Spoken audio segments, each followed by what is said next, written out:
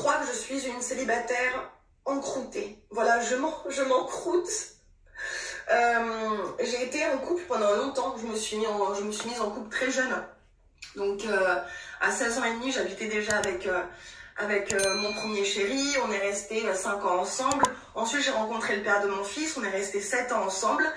Et depuis 5 ans, je suis célibataire et je fais rien pour ne pas l'être.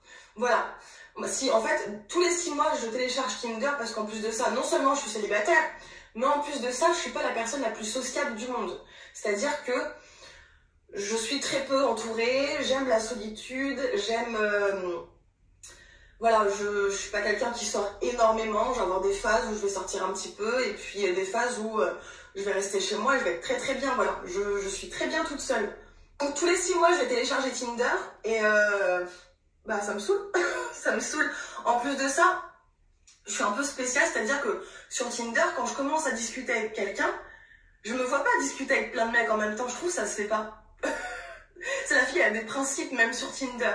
Je trouve que ça se fait pas. Du coup, je change de réseau. On va passer par exemple avec la personne sur Instagram et je vais discuter avec une seule personne. Mais sur Instagram, je vais plus me connecter à Tinder parce que je vais me dire ouais, mais bon, si le mec qui se reconnecte sur Tinder et qui voit que moi aussi je me suis connectée, il va se dire ah ouais, mais c'est pas une fille bien en fait, elle parle à plein de mecs en même temps. Je suis toquée, hein. Bref. Je vois pas en quoi avoir des principes fait de toi une personne qui est toquée.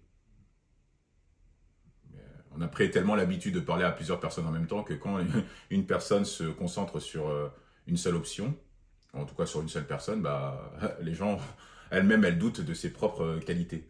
Alors que c'est tout à son honneur, c'est louable, c'est respectable de sa part. Ça montre justement qu'elle respecte la personne avec qui elle parle.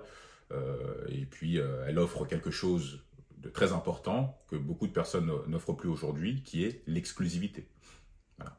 La plupart du temps, les gens sont dans une forme de gratification rapide, ils enchaînent les relations, on a des relations très courtes, hein, les gens généralement ont des relations très courtes, passionnelles, basées sur l'attirance, mais qui ne durent pas dans le temps. Hein. Pourquoi? Parce que les modèles de consommation qui sont mis en avant par les réseaux sociaux et les médias mainstream poussent les gens à surconsommer, c'est-à-dire de butiner de partenaire en partenaire.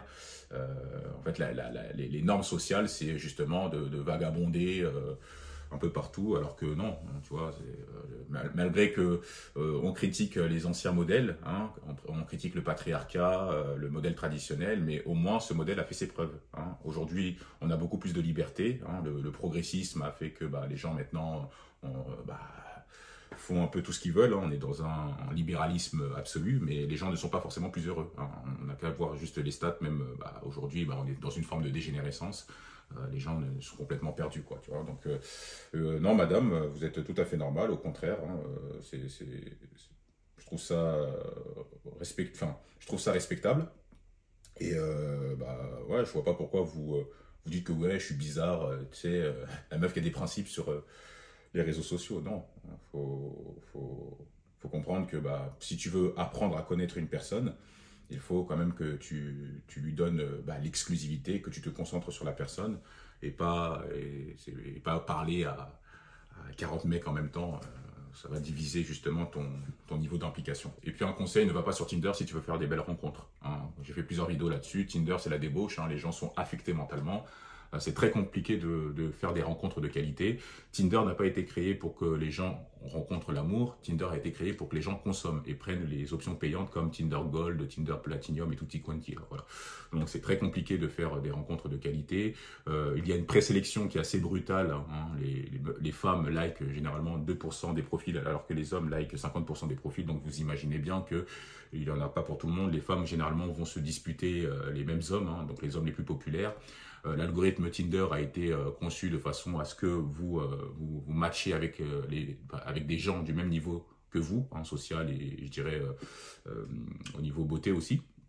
Et c'est très compliqué, c'est-à-dire au début, ils vont vous présenter des personnes suffisamment attrayantes pour vous garder en haleine, hein, pour pas que vous quittez l'application, parce que le but de l'application, c'est de faire de l'argent, c'est faire du profit. Hein, voilà. Donc ils se sont pas dit ouais comment on va faire pour que Robert rencontre Sophie et se marie avec elle. Non, ils se sont dit comment faire pour que Robert revienne sur l'application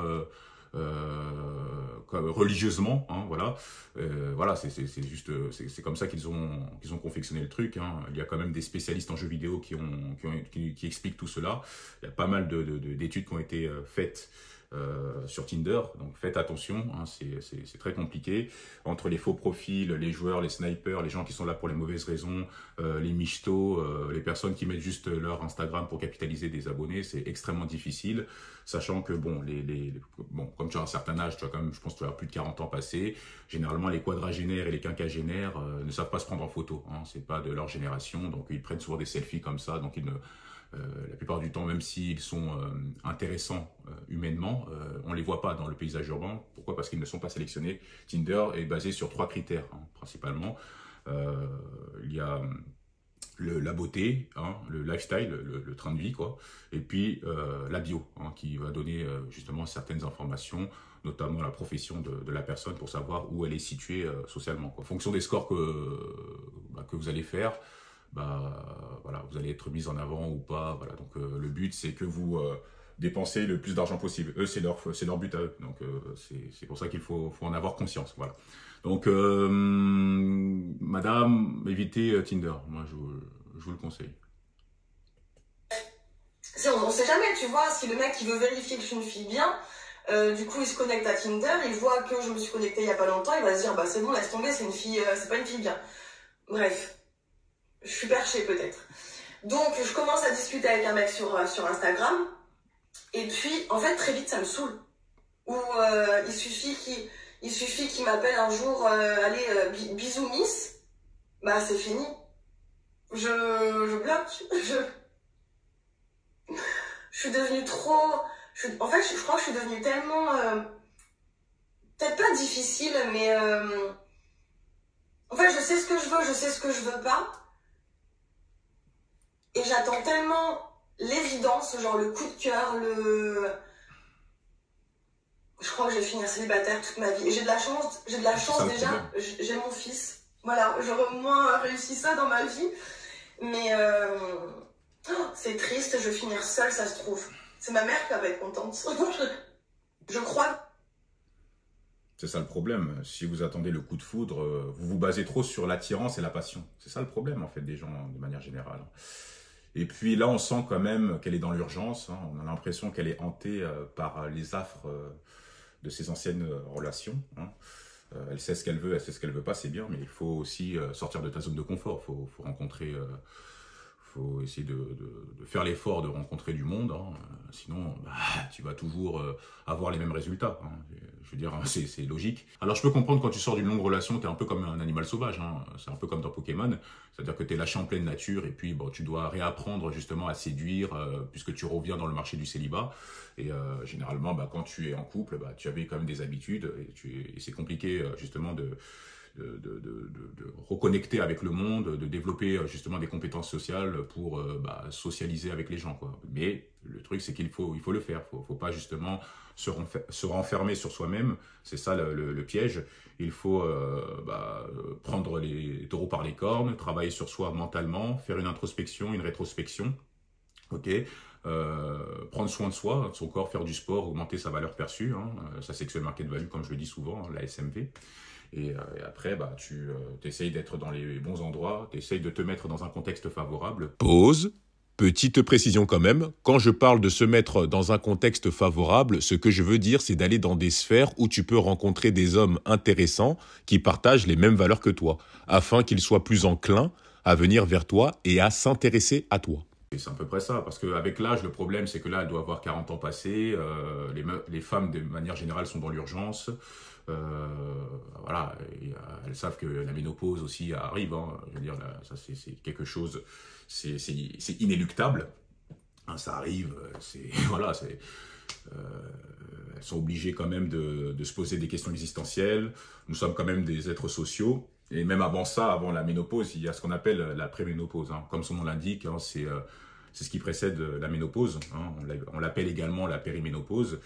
En gros, le corps de la femme subit des changements hormonaux, hein. Pendant cette phase, les niveaux d'oestrogène et de progestérone fluctuent de manière irrégulière et diminuent progressivement, ce qui cause divers symptômes, notamment des règles irrégulières, avec des cycles plus courts, des fois plus longs, des fois des saignements plus abondants, voilà, ça dépend. Elles ont aussi des bouffées de chaleur, des fois elles auront des bouffées de chaleur soudaines pendant la nuit. Elles auront aussi des troubles du sommeil, des sueurs nocturnes, des irritations, une sécheresse vaginale aussi, la réduction de la lubrification vaginale, c'est-à-dire que des fois elles pourront avoir, ça peut causer justement même des douleurs lors des rapports sexuels. C'est assez compliqué. Elles auront des sauts d'humeur, elles seront beaucoup plus irritables. Il y a une baisse de la libido, forcément. Déjà que les règles, les règles de base, ça fait mal. Quand elles ont leurs règles, c'est très douloureux. Pourquoi? Parce que en fait, l'utérus expulse la muqueuse utérine, et généralement, ces contractions sont causées justement par ce qu'on appelle la prostaglandine. Voilà, donc ça fait des contractions au niveau du bas du ventre, donc il y a comme une contraction abdominale avec des ballonnements, des maux de tête, des fois elles ont un peu des vertiges, et ça fait extrêmement mal. Voilà, ça fait extrêmement mal, et ça c'est compliqué déjà à gérer. Alors pendant la période de la préménopause, c'est encore plus compliqué parce que c'est irrégulier en fait. Comme les niveaux d'oestrogène et de progestérone baissent progressivement, donc forcément il y a comme une instabilité, donc c'est pour ça qu'elles sont souvent beaucoup plus erratiques. Parce que quand on parle de la crise de la quarantaine, c'est de ça qu'on fait allusion généralement, voilà. Et au bout de 12 mois consécutifs sans menstruation, ça signifie justement l'arrêt de la préménopause et le début de la ménopause, voilà. Donc généralement cette phase peut durer plusieurs années.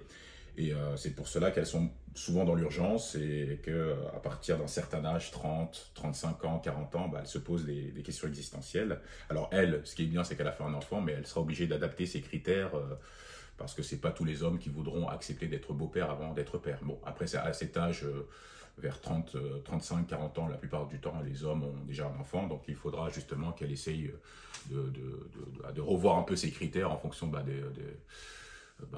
revoir ses priorités plutôt. Voilà, donc c'est en fonction de ce qu'elle recherche, voilà. Et c'est tout. Alors bien évidemment, chez l'homme aussi, il y a un phénomène de vieillissement qui s'appelle l'andropause. L'andropause, c'est quand ton taux de testostérone chute progressivement, puisque la testostérone, c'est l'hormone mâle par excellence. Voilà. Quand on est jeune, on a des pics hormonaux qui montent de manière exponentielle. Mais avec l'âge, vers 30 ans, ça diminue progressivement. Voilà. Mais à la différence des femmes, c'est que ce n'est pas universel et ça touche une partie des hommes. Voilà, ça touche une minorité d'hommes, de 10 à 30% selon les études. Voilà, donc, alors que la ménopause, c'est quelque chose, c'est inéluctable, ça te tombe dessus, c'est un fait biologique, tu peux rien faire, c'est comme ça, c'est un fait de la nature, quoi. Alors que chez les hommes, forcément, c'est différent. Donc, bien évidemment, on peut facilement l'appréhender. Donc, ça touche une partie des hommes. Ce n'est pas universel comme les femmes. Donc, pour éviter justement de développer de l'andropause, donc il faut faire attention à son hygiène de vie, faire attention à ses macros, avoir une activité physique, très important. Très très très important. Surtout si vous êtes une personne sédentaire. Parce qu'avec l'âge, on n'a plus le même niveau de récupération. Le niveau de récupération, il est différent. On n'arrive plus à récupérer de la même manière que quand on est jeune. C'est ce qui est tout à fait normal. Le taux de testostérone baisse, l'ossature se fragilise aussi.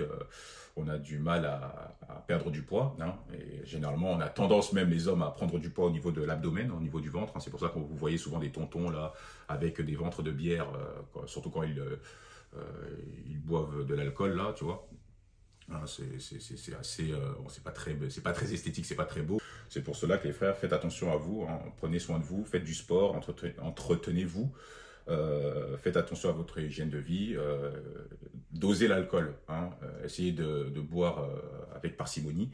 Voilà, vous pouvez le faire vous pouvez boire de temps, moi je bois pas, donc, mais vous pouvez, pour ceux qui sont un peu addicts à l'alcool, essayez de doser, buvez de temps en temps, parce qu'avec l'âge, ça va être très très très très compliqué perdre du poids et de garder la forme, surtout. Hein. Et généralement, même nous les hommes, avec l'âge, on a tendance à se tasser. Hein.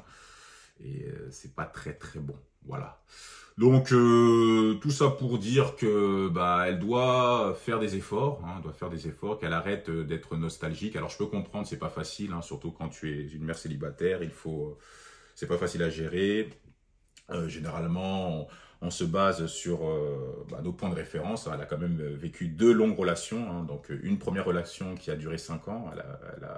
Elle est sortie avec... elle a emménagé avec son ex à 16 ans et demi. Hein. Waouh, 16 ans et demi, pour moi, c'est quand même... c'est prématuré. Vous êtes un bébé à 16 ans. Hein, donc, moi, je comprends même pas comment... ses parents ont pu accepter. Après, bon, ça la regarde, chacun a sa vie. Alors, je ne vais pas juger non plus, mais c'est vrai que c'est quand même... c'était sûr que c'est pour que la relation perdure, c'est un peu compliqué. Après, elle a eu une deuxième relation qui a duré 7 ans, et dans cette relation, elle a eu un enfant avec son ex.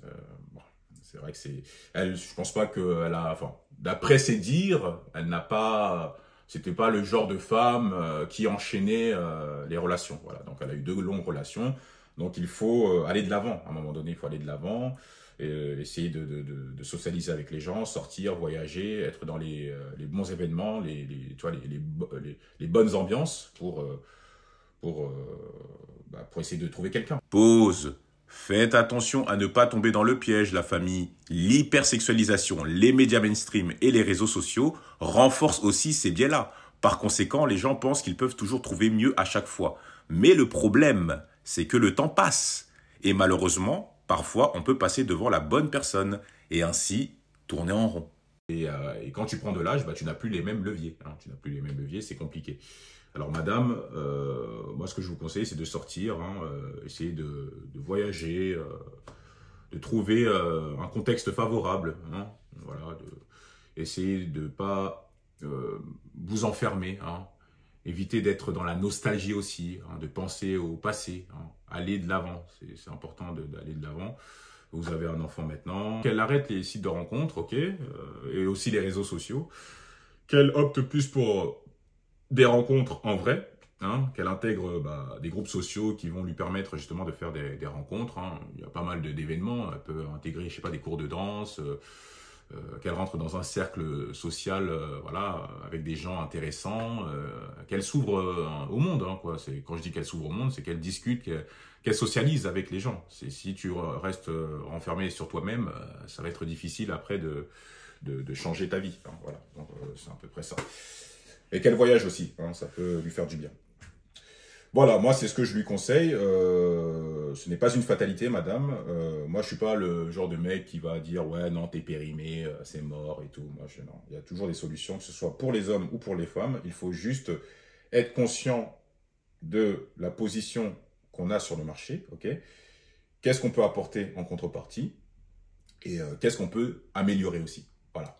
Dites-moi ce que vous en pensez. Est-ce que pour vous, si vous avez des idées, si vous avez par exemple des conseils à lui donner, dites-le en commentaire, d'accord, les hommes et les femmes. Et voilà. Hein. Comme d'habitude, likez, partagez, activez la cloche. Et on se retrouve pour une prochaine vidéo, les frères. Allez, prenez soin de vous.